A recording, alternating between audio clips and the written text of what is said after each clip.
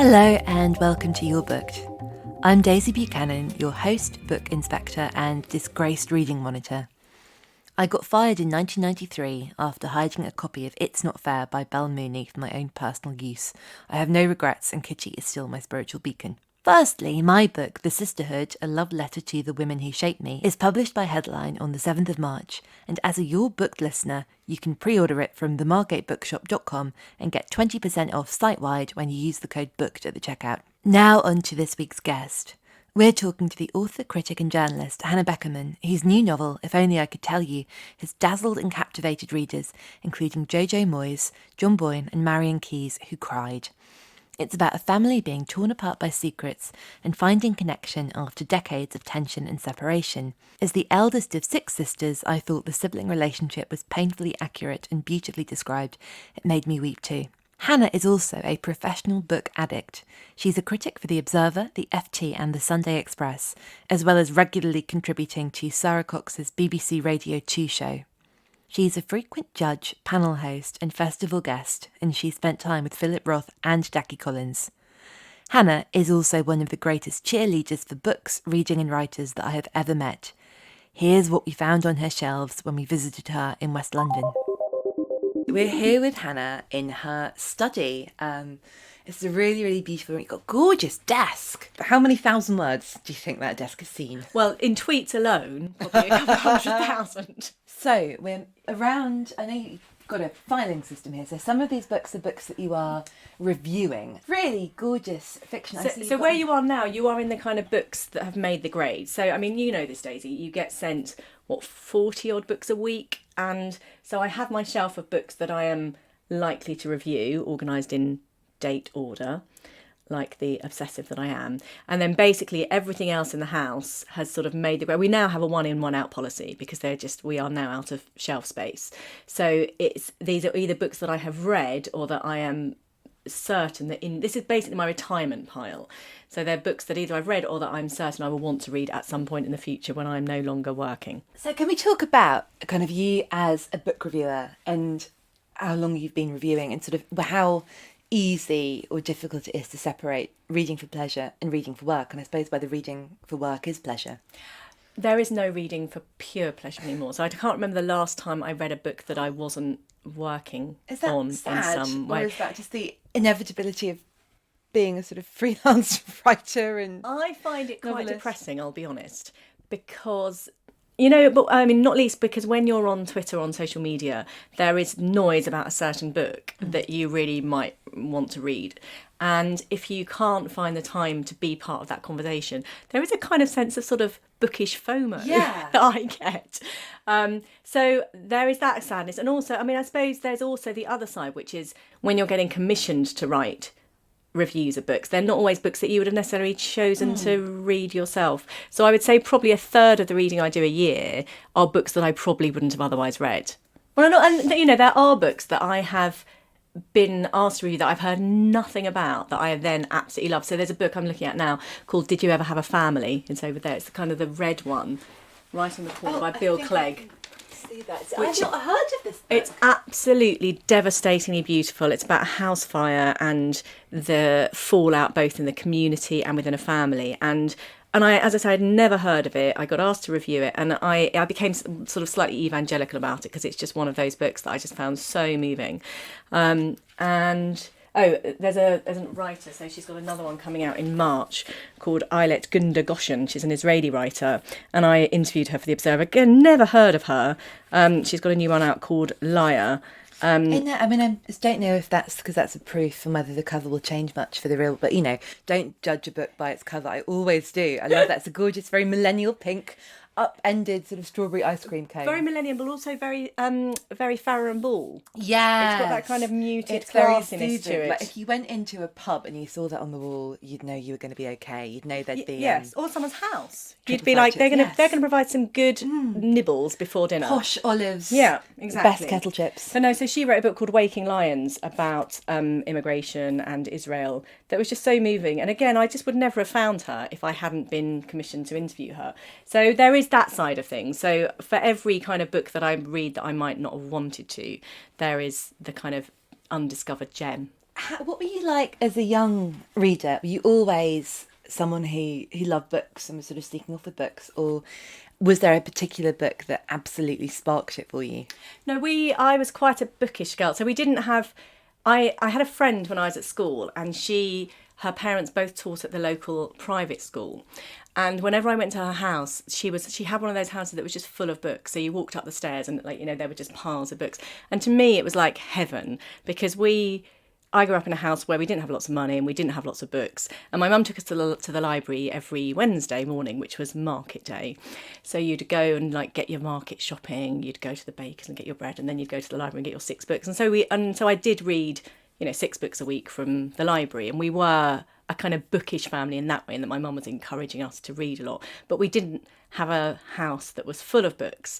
And I still remember with such a kind of visceral sense, that sense of envy of going to my friend Charlotte's house where she had books everywhere. And I always vowed that when I was growing up, I would have a house that was full of books. And if I had kids, I wanted them to grow up in a house that was full of books. And you got your dream. You had 3 floors of books. Although when the post comes with sort of 1,000 jiffy bags every morning, like, oh, be careful what you wish for. What were you getting out of the library? I was getting out lots of Enid Blyton, whether it was kind of Secret 7 or Famous 5. I loved St Clair's and Mallory Towers. In fact, I've found they were next door in my daughter's bedroom. I found my old, now battered copies. When you really love books and you get them for your birthday after you've read them 18 times from the library. Do you have a favourite? Because I think people tend to either Mallory Towers or St Clair's. You read them both, but you... I think at the time I preferred St Clair's, but in retrospect I think Mallory Towers are better books. Daryl's a much more interesting character than the twins. Much more interesting. Although I was thinking about this morning, and I was trying to remember who was the girl in St Clair's who comes in, I think in the 4th or 5th year, and she's really, really angry, and she's quite kind of manly in her, she's quite kind of strong. And she's saying, Wilhelmina. Or was it Bobby? I was trying to remember this morning. Wilhelmina? Anyway, and she's the one, there's a fire, and she goes and rescues someone from the fire, and then when she comes back, obviously they all treat her as a heroine, and then it transpires that I think her parents have got divorced, or there's some kind of sort of family stuff at home. And I just remember that character so well, and I don't think I understood at the time why I sort of empathised with her or why I cared about her, but she was so sort of vulnerable, and she stuck with me for nearly 40 years. Which is incredible, I think. Funny, isn't it, how I think you instinctively reach for the books you need, and you really hone in on the parts of books that you need, and you know what's going to nourish you, and you keep it close to you. But also because it's, if I think about me as a child, my worst thing in the world would have been being sent to boarding school. I was a really homely girl. I was really close to my mum. If someone had said, you're actually going to go to boarding school, I would have just wept and wept and wept and probably run away from home so I didn't have to go.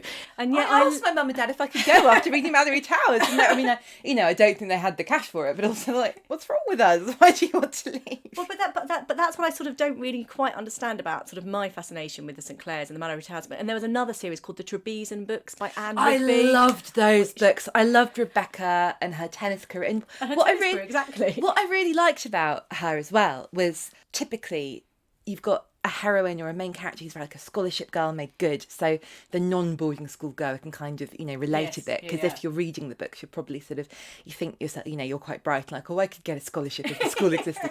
But Rebecca's experience was very different, and she was sort of sent there through her dad's work, and she maybe wasn't super academic or super anything, because the tennis stuff happened quite late. I think if I was like, oh, she's a tennis pro, but not for me. Sex was sort of vaguely present in Trebesan, because do you remember? I think you might have found it. I didn't. Well, there was Ingrid, the Swedish exchange student, who got told off for going off with boys and sunbathing in town in a bikini, and everyone was like, "Oh, Ingrid, there's something up here." And I think Rebecca had a boyfriend. I don't remember that. I remember Claudine in St Clair's being like the French circus girl, who was basically kind of like exotic but slightly kind of suspicious because she came from a circus and everyone looked down on her because she was basically kind of common circus girl. All the class stuff in those. Circus girl who could run to the fees. Did she come in on a horse? There was a real. I think the trope, the undiscussed trope of boarding school girls fiction is someone always comes into a room on a horse. Someone always burns the toast for the prefects in their first year. And they're ragged. Or there's ragging. I never quite understood what that was. Because do you remember, did you read The Naughtiest Girl in the School? Yeah. Where they're all sort of, they have like a school council and it's supposed to be very, very fair. I mean, like, looking back, I think that was Enid Blyton showing her distaste for communism.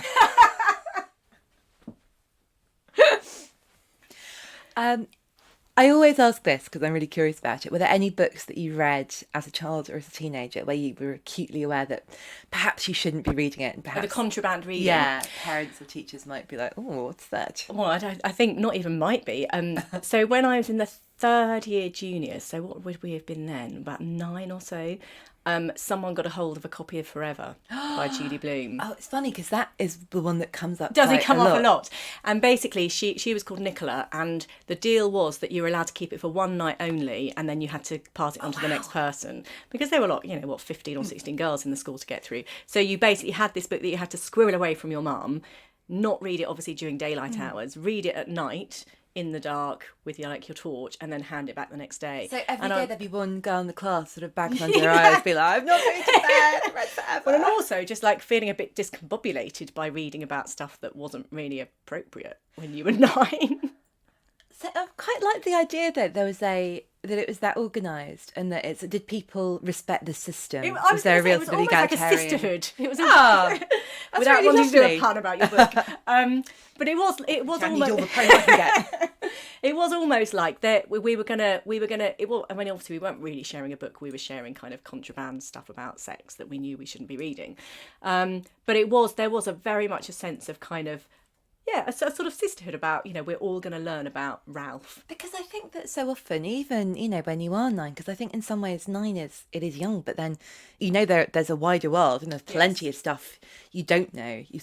Your knowledge isn't finite and there's all sorts of weird adult stuff happening that's there to discover. Well, and also, I suppose, because, it probably was slightly kind of intimidating. There are these teenagers who are kind of embarking on sort of sexual exploration and, having names for penises. And, that could, I think if you were doing that on your own and you weren't able to then talk about it and all be slightly embarrassed and intimidated together, it probably would have been a lot weirder.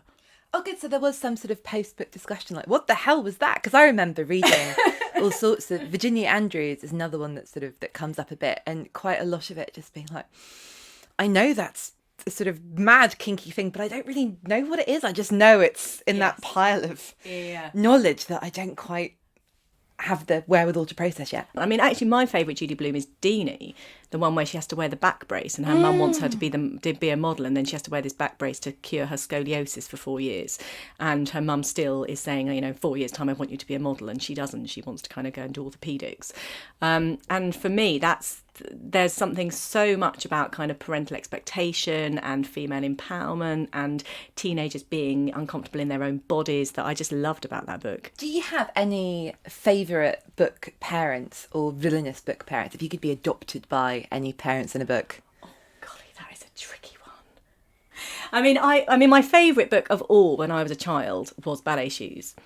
And when I think about it now, I think to have an Uncle Gum in my life as a child would have just been heavenly. I don't think I quite understood that at the time, but when I think about that book now and the kind of fractured family and these kind of people who are not really related looking after those girls, and having kind of mad Uncle Gum as absent as he was, nonetheless that kind of eccentric. I think I always when I was a child, I just wanted a kind of eccentric, avuncular figure in my life who would do slightly mad things. Almost like a sort of a slightly more real god who's there and looking out for you. So, non-reviewing novels here. No, so these might have all been reviewed. So a lot of these have been reviewed, but I love them enough to keep them, or they're books that I haven't yet. Books you want to kind of to keep and have in your life. So we have Elizabeth Strout, who I adore. And who has another book coming out this year, which I'm super, super excited about. I see. And so over here, the other side, got I spotted this. I did the last interview with Jackie Collins before she died. Wow, I didn't know that. That is so. Was this her last book? That was her last book. And then very careful with it. This is called Thrill, and it's a celebration. No, that's not her last book. I want to talk about Thrill because it's a celebration edition. It says Jackie Collins Thrill in leopard print font. And is that a panther on the front? Let me have a look. I'm just getting another one down for you. What's that one? So this is Well, it's some kind of big cat, isn't it, that Yeah. looks quite predatory. big gold sexy cat. And I said, And the cover quote is Jilly Cooper, Who you a love. favourite of the podcast, a true inspiration, a trailblazer for women's fiction. so the reason I keep these, that one and this, is because since she died, every edition now has my interview with her in the back. Oh, that's transcribed. so cool. So are you in this one as well? I think that's the reason I kept that one. Let's have a look. Yes, there we go. There's the interview in that one as well. Because I hadn't read much Jackie Collins before. I've just opened up this. It's people like Miley Cyrus and Rihanna, and they're all doing their own thing, and they're seizing their lives. Like all the models now are bisexual because it suits them. I can't work out how she feels about that from that quote. I'm not sure I knew by the end of the interview. Where did you go? Did you go to Hollywood to interview her? No. She was over for promotion for this book, which is the Santangelos, which was the final chapter of her series. And so it was at the Marriott Hotel, organised by Simon & Schuster. I was told to go and meet her in her suite at a very particular time before the event. And I think I wore a black dress. Elegant and classy. Because I guess I'm trying to think what you she can't, whatever you wear, she'll be basically in the chandelier. She's sort of like the literary Lady Gaga. Well, except because I don't know if it's because I didn't know she was ill at the time. I mean, she literally died like 6 days later. So I remember her being very thin, but I think she wore a jacket and a skirt, actually. Just quite smart. Not a sort of Diamante birdcage. No. I mean, because she... Big hair. Lots of big hair. Am I right in thinking that she didn't really share that information with anyone? No. Before she died. And I was always wondering whether it was partly a generational thing of that being something that you didn't talk about or wouldn't have talked about when she was growing up, or whether it's to do with her as someone who was so glamorous, of wanting to absolutely be in control of sort of the perception of her and not wanting to be publicly vulnerable. I wonder whether she was just a trooper. I mean, that was the sense that when the news came out, a week later that she died, and I thought back to that interview. That must have been such a shock. It was a massive shock. I mean, huge. My sense was that she was just a kind of, good old fashioned, you keep the show on the road. And I'm committed to doing these events, and I have a book to promote, and I will go out there and promote them. I mean, just the kind of consummate professionalism of that, knowing that you are very, very ill. I mean, I don't know how ill she knew she was at that point, even. Have you ever had a sort of a period of block? Because I get the impression that, like Jackie Collins, you're constantly working, you're constantly... I am of the school of thought that you something. sit at your desk each day and you do stuff. And even if you write words that are terrible, you need to write some words. And even if they're going to be deleted, you have to... I mean, everybody works differently, I know. But for me, for my own kind of sense of professional self-esteem almost, I have to do something every day. And the fact is, if I suppose in a way it's a bit of a cheat, because if I know that I'm struggling slightly on novel stuff... There is always reviews to write or events to prep. So I can always do stuff, which is work, if I'm, as a diversion from creative writing, if I'm struggling with that. But if I'm on a week where I have set the week aside to do novel writing and I'm struggling, which I do often, I will sit and I will just write and write and write. And even if I know it's absolutely terrible and it will get deleted, I still write.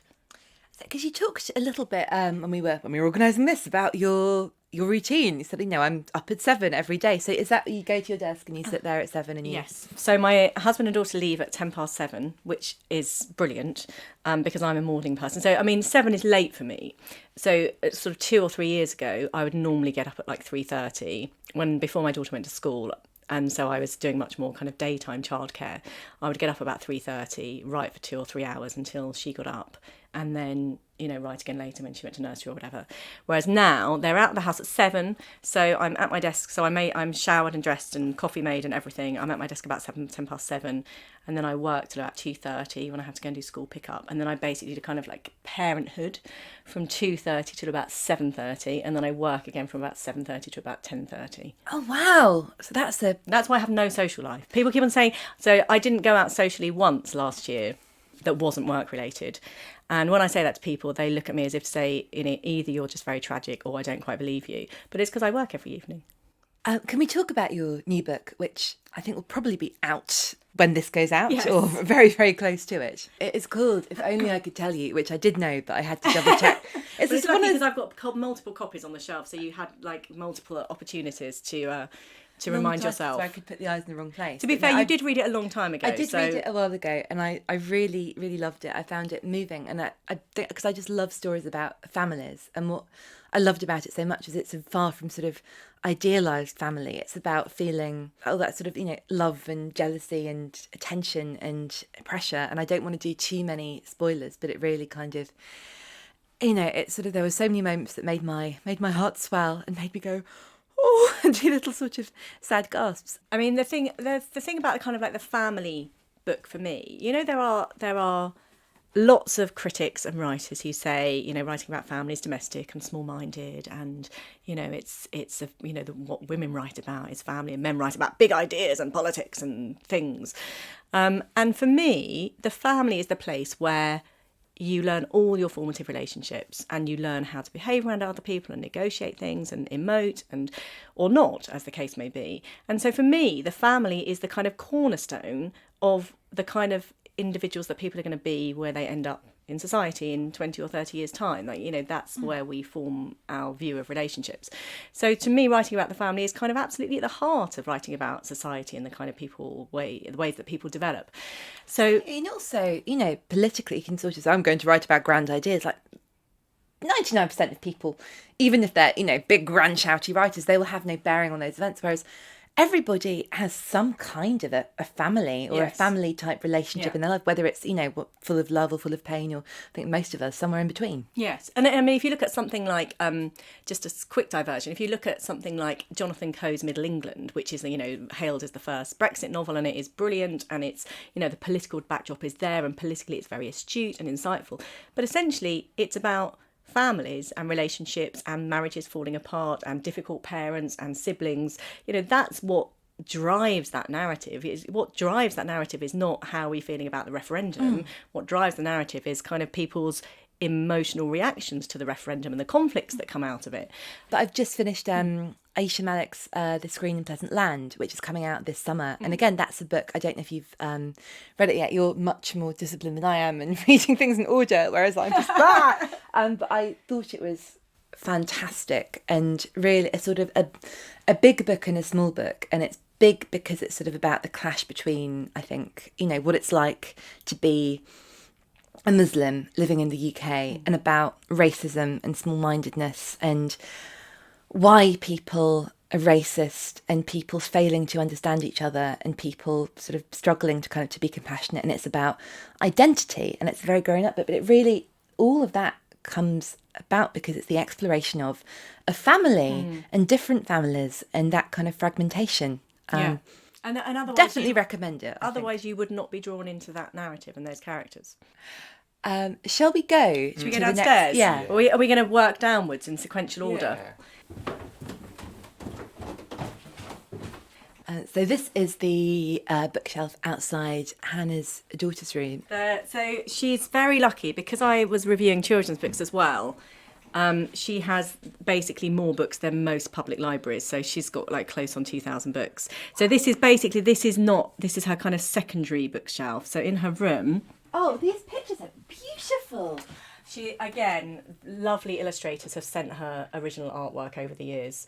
So we've got Rob Biddulph and Beth Woolvin and Clara Villiamy, who is Shelley Hughes' daughter, and Oliver Jeffers and Benji Davis. So she has all this amazing artwork. So now she's now 6, so she's on kind of, the Enid Blytons and the Harry Potters. She's about all the Roald Dahls she's worked through. I love those Nell Stratfield reissues. I haven't read them yet. I've given them straight to her. Apple Bow. Gosh, I get them confused because there's a sort of certain kind of rhythm her stories follow. Or is it Caldecott Play? No, I think it is Apple Bow. It's about someone in the family, a child is discovered to be a prodigy, a musical prodigy, and they go all around the world, following his career, and he's got a manager, but all the children want is to come back home, and it's about that really. It's really simple, but it's gorgeous. Oh, Hannah, do you still read to her? It's really interesting. So she became a kind of independent. She's quite a kind of precocious reader. So she became an independent reader about a year ago.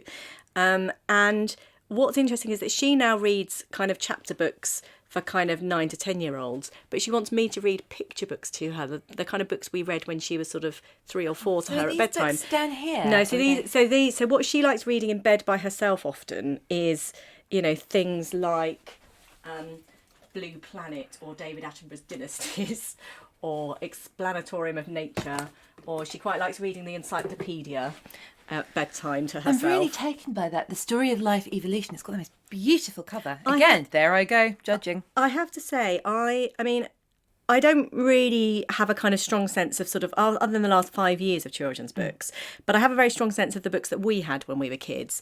And I think non-fiction books for kids now are just so beautiful and so cleverly done. And my mum was reading Book of Bones with her the other day, and she said, I'm sure if I had books like that when I was a kid, I would have been more interested in biology and science, because they're done so inventively and so beautiful illustrations. And this book, now I'm going to show you this one because it is amazing. So Book of Bones, 10 record-breaking animals, and the way they've done it is you have like a who is this, and it has the skeleton, and then it has the actual animal, and then you can actually feel the skeleton underneath. Oh, that's so so you have clever. a sense of how a skeleton fits inside a body, and they're just really beautifully done. And again, they're tactile and they're beautifully illustrated. I think I'm going to buy my own copy so I can bone up. Sorry, I cannot resist a terrible pun. I'm going to look at a poem for every day of the year. So we've basically got sort of 2 different versions. So that one is a grown-up one that we do read at bedtime. So this is a Pam Macmillan. I'm going to see. So the thing that we always do is look up our birthdays first. So look up what's your birthday poem. Oh, I don't know this poem. It's The Bright Field by R.S. Thomas, a proudly Welsh poet. So one of our favourites, which happens to be on my birthday, is this, which is today is very boring, and it's about it's just hilarious. Like for kids, it's just a hilarious poem. It's about someone saying it's really, really boring, and loads of amazing, like ridiculous things are happening. So that's a great book. And then this one for kids, I just love. So this came out this Christmas, and it's called I Am the Seed That Grew the Tree, and it's a kids' book, but it's a nature poem for every day of the year, and it's beautifully illustrated. I mean, like if you're a kid, and how would you not get into poetry if you're given a book like that? And the thing that, I think what's really interesting about children and poetry is that I think when you get to, secondary school and you're started to ask about, understand, interpret the poem and, what's the hidden meaning. Well, poetry becomes sort of difficult in a way that it never needs to be. Whereas for kids, the rhythm is almost like just reading a poem, and rhythm and language and rhyme particularly. It's almost like a kind of literary mindfulness for them. So we do read poems before bed every night, and I think there is something genuinely kind of calming about, you've started when they were tiny with Julia Donaldson and, her lovely, which is really poetry, her books. And then you kind of move on to this, to famous poets, and I think there is something genuinely calming about those rhymes and those rhythms.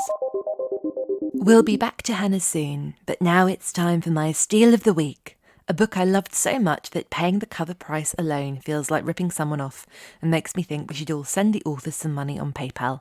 This week, my steal is Perfect Liars by Rebecca Reed, a chilling, addictive novel about what happens between old school friends when they meet up, having spent years trying to hide a horrible secret. This is a taut, extremely pacey thriller. I don't usually reach for thrillers, but the emotional detail is so sharp and evocative that I loved it. Reed captures the jealousy and anxiety of a toxic friendship brilliantly. And I loved the way she explores the unravelling of failing relationships. That's Perfect Liars, published by Transworld, out now. Now, back to Hannah. Hannah, what room are we in? I see a very impressive... Is that a keyboard or an organ? No, that's a digital piano that we have left over from before we got the proper piano downstairs. So, do you play? I do, yes. Yeah. Yeah, we didn't just get a massively big grand piano for a 6-year-old. That would be slightly extreme.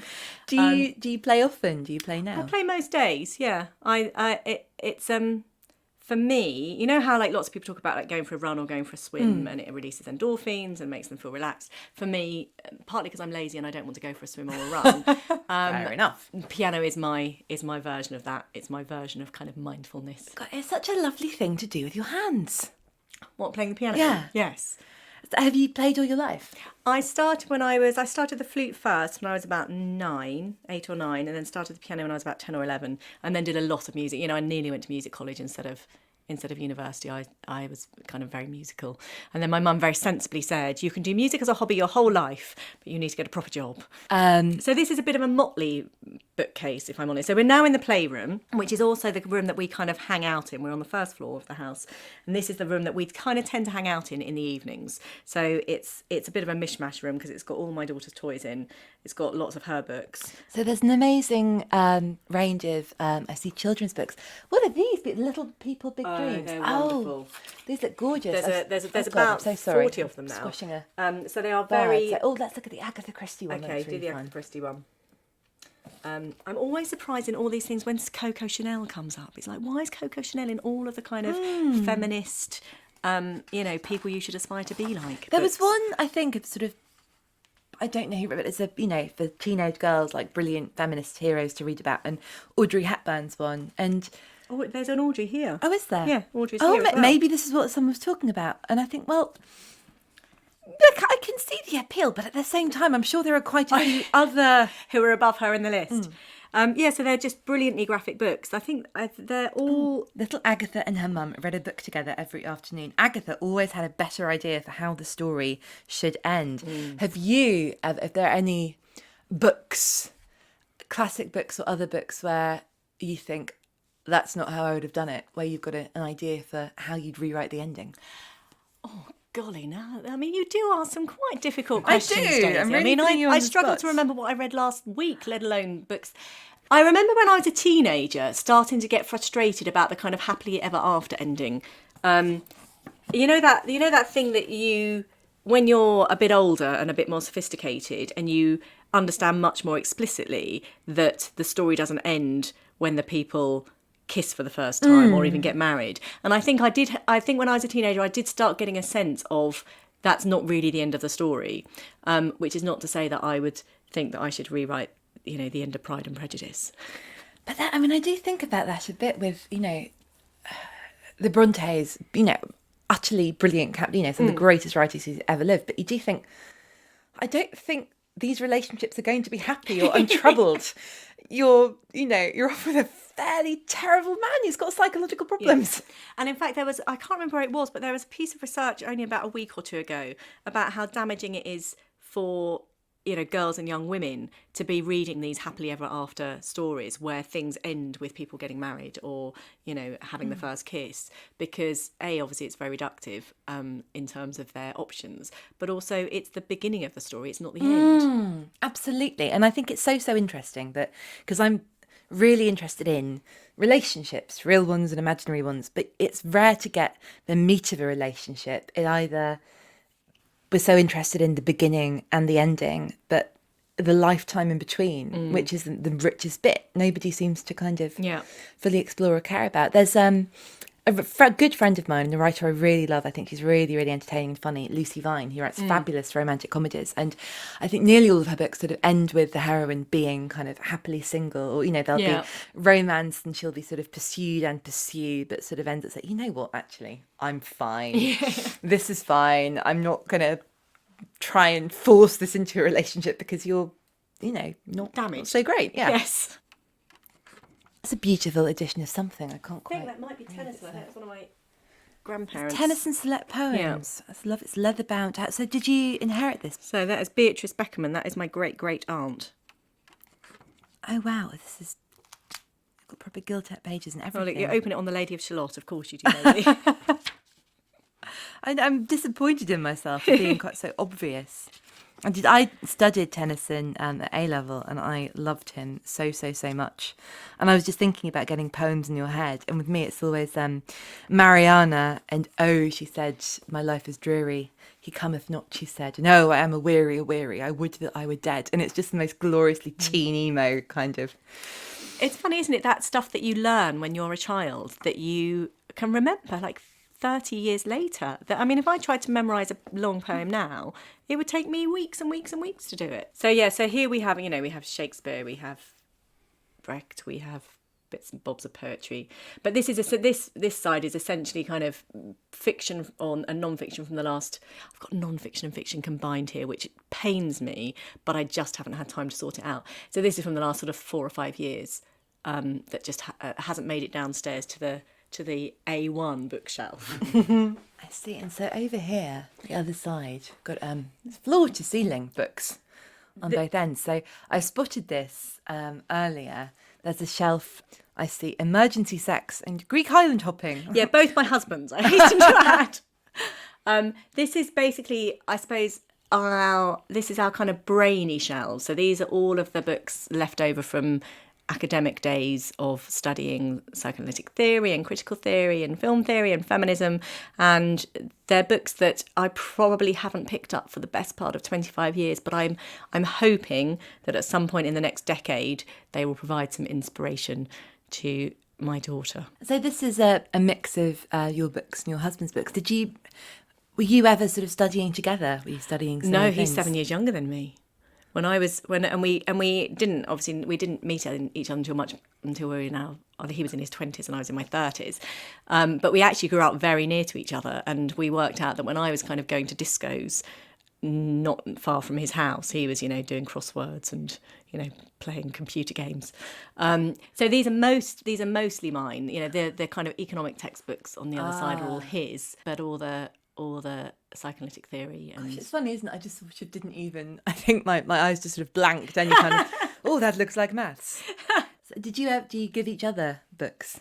He is not a huge fiction reader. He reads, basically we have a competition each year, so he reads loads and loads and loads of political articles online, and at the end, so he saves them all to that app called Pocket. You use that, which is brilliant. I love Pocket. So every time someone sends me an article, I just save it straight to Pocket, and then I know that I've got it for later. So Pocket tells him at the end of the year how many words he's read, and obviously I keep a list of all the books I've read, and I kind of average it out at like 100,000 words a book. So we have a competition at the end of each year to see who. God, this makes it sound so tragic. No, I bet you do. Do you always win? No, we're usually on a par. Oh, really? I mean, I usually pip him to the post just very slightly, but we're normally kind of sort of around sort of 1.5 million words each year. I do give him books, but I have to be very selective because he's quite. We don't. The Venn diagram of where we overlap is quite small. So he, for instance, will read stuff like Ian M. Banks, which I would just never read in a million years. So I love Ian Banks, but just wouldn't really want to do Ian M. Banks. So we cross over on things like, I've just given him his first Maggie O'Farrell, which he loved. So obviously she is one of my favourite writers of all time and one of my favourite humans. Which one was it that you... I gave him This Must Be the Place. So the most recent and, stylistically brilliant. So we cross over on stuff like, the McEwans and the William Boyds and those kind of sort of elder statesmen. God, would they hate me for saying elder statesmen? They're all in their 50s or 60s, aren't they? No, I think they'd probably be cross if you didn't. We cross over on those quite a lot. In fact, I've just given him Tessa Hadley Late in the Day, which I have just finished, and oh my goodness, it's sublime. It's so brilliant. I've never read any Tessa Hadley. It was my first. It was my first, and I had so many people on Twitter had said it's amazing. And in fact, that was a book for pleasure when I was ill last week, and I could read stuff for pleasure. That's the first book that I've read for ages that was just out of choice. And then obviously we have the kind of the wish fulfillment travel bookshelf, which is mostly places we have been to, but it is kind of there to remind us that we are now in kind of suburban parenthood, no longer kind of globe-trotting. I can't believe you haven't mentioned my complete collection of Freud. They've even got their spines cracked. They're not even there just for a show. It's good that Freud would have a lot to say about you wanting us to notice the Freud. But I should mention that. So you did English. I did. And then did you go on to do psychology or? No. So as when I was doing, I basically didn't like anything pre-20th century literature when I was doing English, which was a bit of a problem. But from the second and third year, you could basically. I was at King's in London, and you could basically choose your modules to make sure you didn't do anything other than 20th century.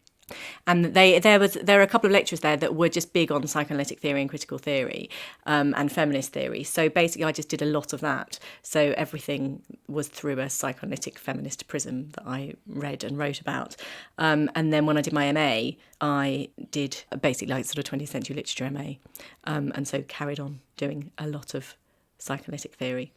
And I know Freud is very unfashionable in lots of ways, but he is the father of psychoanalysis, and I will always genuflect before the altar of my Freud shelf. What are these? Oh yeah. So this is. I mean, as I say, there is a structure to this. So this is the shelf above the airing cupboard, and I just suddenly realised one day this is a shelf that is not used. So this is very much like, I'm writing with my feet in the kitchen sink. I'm reading by reaching above the airing cupboard. So this is just a continuation of the alphabeticising that started in the playroom and will continue in the study upstairs.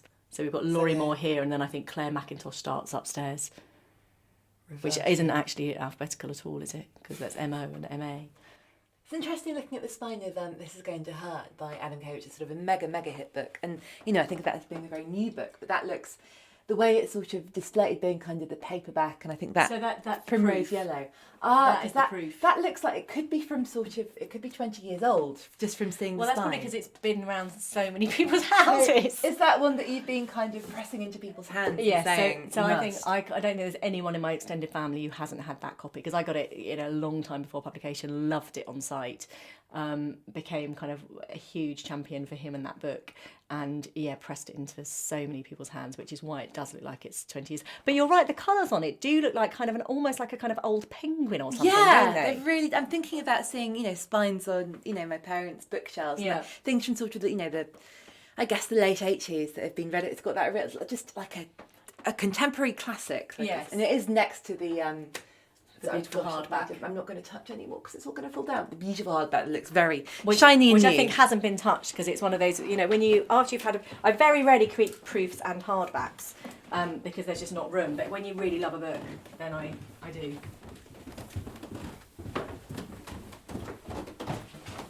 Well, in the sitting room, it's a beautiful grand piano. It really is a gorgeous piano. What no one told me before we got it is that gloss black is really terrible for dust. It looks very, very shiny. Yeah, that's because my daughter reminded me to dust it yesterday, and because she's the right height, she was like, "No, you missed a bit, you missed a bit." I was like, "I've got to dust it." Useful and quite irritating. Oh, you shouldn't have done it on my account, but it is. It was filthy. Actually lovely. So let's have a look at books. I'm going to try and go around the stool. So I can see a wide range of Maggie O'Farrell's. Always lots of Maggie. I see Alice Smith. I see Zadie Smith. Yes, you weren't kidding about it. This is definitely... the Smiths are together. So you've got an A to Z of Smiths. I think I alphabeticised this when I was overdue for childbirth, and we'd just had these shelves built, and everyone kept on saying, you've got to keep busy, and then the baby will come. So I painted all these shelves and alphabetised all the books, and it was one of those kind of just desperate time-filling activities. But I was really, really fascistic about making sure they were properly alphabetised. So if you find something that's wrong, I will be heartbroken. Oh, good. I'm not going to tell you. You are, aren't you? You're going to now make it your mission to try and find something that's out of sync. A writer I really, really love, and it's that sort of Mentionitis thing, isn't it? If you don't notice something and then it's all you see. Doris Lessing has been mentioned, and I was surprised that she'd not come up before, but I see you've got masses of Doris Lessing. I have got so I read The Golden Notebook when I was probably 16, and it was, without a doubt, my kind of awakening moment into feminism. Undoubtedly. I do think that is a book. Actually, someone's asked me to recommend some, I think it's 16 books for their 16-year-old daughter, and the ones I thought of were Brother of the More Famous Jack and Dead Avocado, but I think The Golden Notebook, or maybe Martha Quest would be I gave The Golden Notebook to one of my nieces when she turned 16. I gave her like 5 books for her 16th birthday that I thought were kind of... I will have to think of them. I can't remember what the other... I think I might have given her a Maggie. I think I gave her a Sarah Waters, because I probably gave her Tipping the Velvet. But no, I mean, Doris Lessing, I just think it should be required reading for every kind of teenage and early 20-something girl stroke woman. I mean, it's, you know, stylistically, it's a really interesting, challenging book, but just having that sense of kind of women being in both troubled, but ultimately kind of empowered, for me was just kind of mind blowing. Because, I mean, I really, really, really, really love Anita Brookner, and I know that not everybody does, and I do feel as though Anita Brookner is sometimes dismissed because the covers aren't great, and they're books about anxious, shy women sort of being disappointed, but I think there's a lot more wit and spark there. But I think that Martha is almost like the anti-Brookner heroine, isn't she? Because she's all gumption and guts. Yeah. And in fact, well, I think you need both. Up there are all, I haven't read them, but there are all her science fiction books as well that I picked up in secondhand shops over the years. And I haven't actually read any of those ones. But again, at some point in retirement, I will get round to them. I have lots of Roth. There's almost a full, half a shelf of Roth. And I know lots of women have an issue with Roth, but I adore him. When did you come to him? For my master's dissertation was about the representation of the Jewish mother in 20th century literature. And so obviously, like, one of the centerpieces was Portnoy's Complaint. So I came to him then. So, well, you know, relatively late, 21, I guess. Loved Portnoy's Complaint, then started reading his more recent stuff. You know, I genuinely think that American Pastoral is one of the great novels of the 20th century. And then when I was working TV, I wrote him to ask him to make a documentary for his 70th birthday. And one day my phone rang and this voice said, "Is that Hannah Beckerman?" And I said, "Yeah." And he said, "It's Philip Roth." And we just started these kind of year-long, kind of once a week, hour-long phone calls about his books and his life, and eventually he said, "Come and make the film." And so we went and spent 3 days making a film with him. Very, very deep voice, I'm imagining. No, not a particularly deep voice. And I basically was completely in love with him, like, utterly. Like, it didn't matter that I was in mid-20s and he was 69. If he had said, "Move here and move in with me and be my mistress," I would have just said, "Yeah, fine, I'm there." And when he died last year, and we did keep up a bit of a correspondence, so I have got some letters from him. And when he died last year, I wrote a piece for The Observer about it. And my commissioning editor phoned me up and said, "I've just read your piece. Have you read Lisa Halliday's Asymmetry?" And I said, "No, I haven't even heard of it." And he said, "Well, it's basically your story, but where they do end up having the thing." And I was so jealous. With Philip Roth? Yeah. So is it a memoir? It's a novel, but it's a loosely fictionalised autobiography. Wow. So do you sort of wish that you'd perhaps made a move? Well, I sort of wonder. I just feel slightly disappointed because obviously we had this kind of year-long conversation, the conversations on the phone, and then obviously he was a bit disappointed when I got there. I'm sure that's not the case at all, but how interesting that sliding doors moment of where, and you want to believe, don't you, that obviously if that had happened, then maybe all the good things that are going on now perhaps wouldn't have. Yeah, I don't. When I look back now as a 43-year-old woman, I don't really wish that I'd had an affair with Philip Roth when I was in my mid-20s. And I imagine it was that the possibility was the most thrilling part. I think it's almost that proximity thing, that proximity to greatness thing. It's a bit like, what we were saying about the kind of Freud books or the critical theory and all of that stuff that I haven't read for years. And you were talking about the possibility of it. Yes. And I think there is also a part of me that kind of thinks just by osmosis, by having all these books around me, it somehow just naturally is enriching. And I think there was something about the Philip Roth thing that I think I just wanted to be touched, not necessarily physically, but touched by greatness. Physically touched by greatness. That's a good book title. How excited are you that David Nichols has got a new one out? Oh, I know. Like, beyond excited. I just think David Nichols is one of the funniest writers working. I was going to say in the English language. I don't know anyone who's very, very funny in like French or Welsh.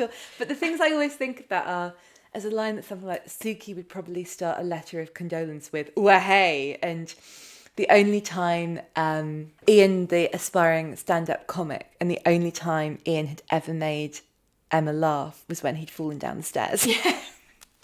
I mean, he's such a humane writer as well. I mean, did you see Patrick Melrose? I've not seen it. I've only. This is so brilliant. It is genuinely the best thing I have seen on TV in years, and his scripts are just sublime. I mean, I love those Patrick Melrose books, and I was really, really nervous, even when I knew David was doing it, because adaptations can often be so so disappointing. And it's just a wonderful, brilliant piece of TV. I wonder whether, because I think I've read the first 3 and I thought they were fantastic. And this is a controversial thing to say, and I think I've said it before. I'm going to get into trouble one day. And there was so much to love about them, but definitely with the third one, I'm going to come back to these books and I will love them and I will learn and I will figure it out. But I'm a very, very, very, very slow reader of Anthony Powell. I've only just learned that it is pronounced Powell, not Powell. Which one? Was that Nina Stibbe who told you yes, that? Yes, I think it was. I remember in the podcast. But the name dropping, like, oh, look, Bottons has come in and he's selling a communist newspaper and he's with that woman who someone had an affair with in the last book. And it's like going to that sort of dreary name dropping. And I think, what's the third Patrick Melrose book? I'm going to have a look. It's they're here, aren't they? So it's distracting. Okay. Some hope.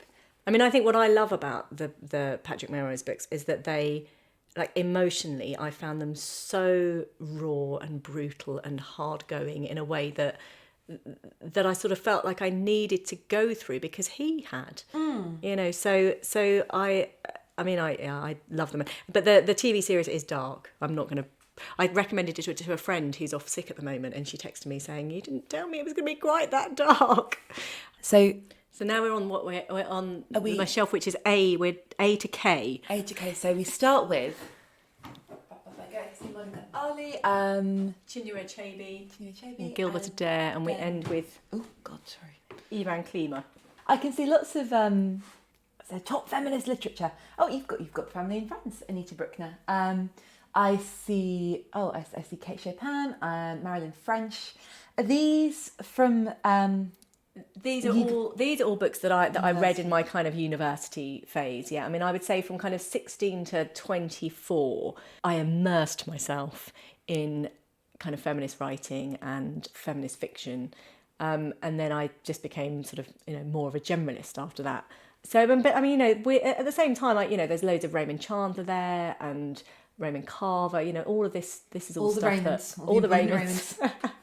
Organised according to Raymond. I mean, we were talking earlier about how we don't really like crime or read crime much.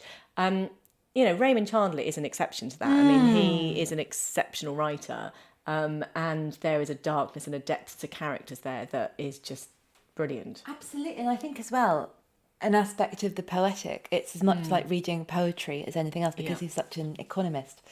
Well, talking earlier about Forever and you all being in it together and passing it around, I read American Psycho when I was about 13 and it was on my parents' spare shelf and I couldn't tell anyone I was reading it because I wasn't supposed to. And holy Mary, was I ever scared. And it was too much. Did you need to talk to someone about it? Yes. I really did. Gorgeous Bloody Chamber by Angela Carter. Wow. Signed first edition that my siblings bought for me for my 21st birthday. What an incredible gift. It cost £85. It was. It would probably be slightly more than that now because 21st birthday was quite a long time ago. Or is it not signed? Is it? Yes, a year ago, surely. And what's so lovely as well about Angela Carter's signature is probably quite easy to fake. I mean, sure, obviously this is authenticated, but under her name, it's just Angela Carter written in a biro that's running out. Very kind of neatly and sort of very, very, very legibly. It's quite teacherly writing. Yes. Yeah. And the wavy C line, yes, underneath. And she's not done that thing of crossing out her own name, writing underneath. Do you do that? What is that thing? It's only in the last year or so that I've clocked that's what authors do. Is that what you're supposed to do as an author? I had a conversation with Nina about this a while ago and she rolled her eyes and said it's like men do it. And I don't know if there's some I am writing my name better than the publisher can, because I have no idea. It's a weird But why? I mean, why do you need to cross out one name in order to write your other? I was studying Angela Carter at university. We were doing books to film, so we were doing the Bloody Chamber, and I mean, she is, in terms of kind of like feat of imagination, she is just wonderful, isn't she? It's just, I must say, it's like the most stunning cover too. It is, isn't it? You've got the nails on the wolf. I mean, that is terrifying. And a beautiful topless lady with kind of mermaid snaky hair, and she got a unicorn horn. Yeah, I'm not sure that's supposed to be. I don't know if she's supposed to be, or it's a bit of hair. Maybe it's. Oh no, it's the wolf's jaw, isn't it? Where? I think that line there. So what I thought yeah, was a that- horse oh, looking at yes. the head. It's. I know. I need the bone book. That would help me. Yes. Huge thanks to the fabulous Hannah. Read If Only I Could Tell You immediately. It's out now, published by Orion, but do be warned that it will make you cry. If you're reading it on a train, try to make sure you've got plenty of tissues on you and you're not sharing a carriage with a school trip. Follow Hannah at Hannah Beckerman on Twitter, at Hannah Beckerman Author on Instagram, and share the love with her. I'm Daisy Buchanan. Thank you so much for joining me, fellow Tome Raiders. You can find me on Twitter at NotRollerGirl and on Instagram at TheDaisyB. Say hello, suggest some guests, and watch out for shelfies. Visit our show page, acast.com/booked, for more information about our guests and a list of the books they've talked about. If you have any other queries about the podcast, you can email us at whybooked@gmail.com. You're Booked is produced by Dale Shaw for New Alaska and hosted by Acast. Please do subscribe, rate us, and leave a review. It's great to hear what you think, and it helps other people find the podcast. I'll see you next time. And meanwhile, don't forget what John Waters said. If you go home with somebody and they don't have books, don't fuck 'em.